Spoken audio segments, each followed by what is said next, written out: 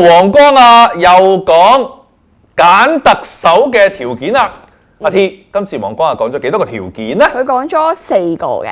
邊4個條件呢？一個就愛國愛港啦。愛國愛港。第二就中央信任。中央信任。第三先係有管治能力喎。第四就係港人擁護嘅。港人擁護。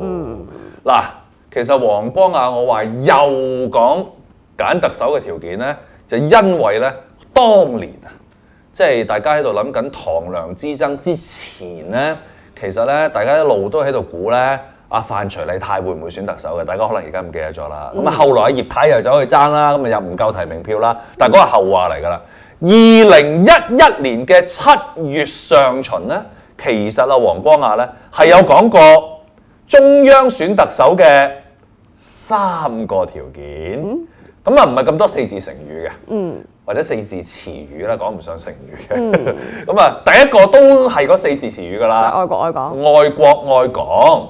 第二咧就係要有管治能力。第三咧就係要某程度嘅香港人嘅認受。咁而家似乎係多咗第2點喎。係咯。就係中央信任喎，排第2添喎仲。咁所以其實咧，如果你即係將2011年同埋2016年年尾一比較咧，就係由3變咗4個，咁啊多咗中央信任呢4隻字啦。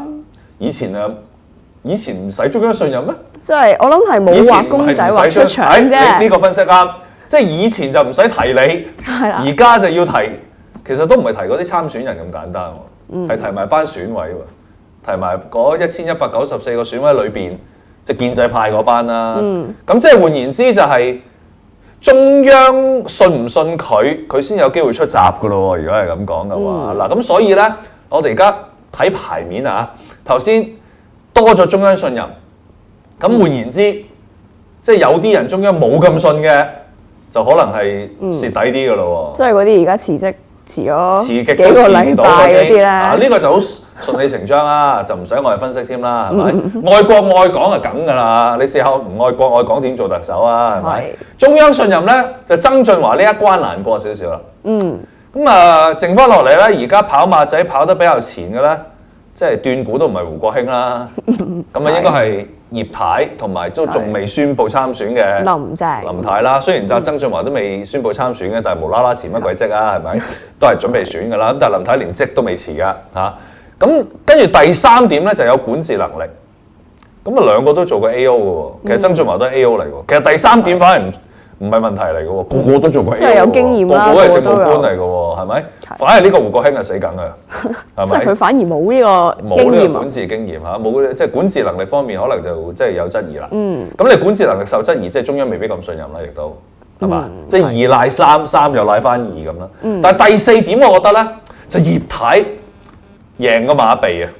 竟然喎，港人擁護啊，點解會係葉太贏咧？港人擁護，你可以話睇民意調查，但係民意調查嘅嘢真係可以個禮拜唔一樣噶嘛。同埋上年唔係上年啦，即係今年好多嘢都反映咗原來已經踏入咗2017，就係嗰個民調原來唔係好準噶嘛。係啦，好多嘢。咁所以港人擁護，中央冇話幾多港人擁護啊？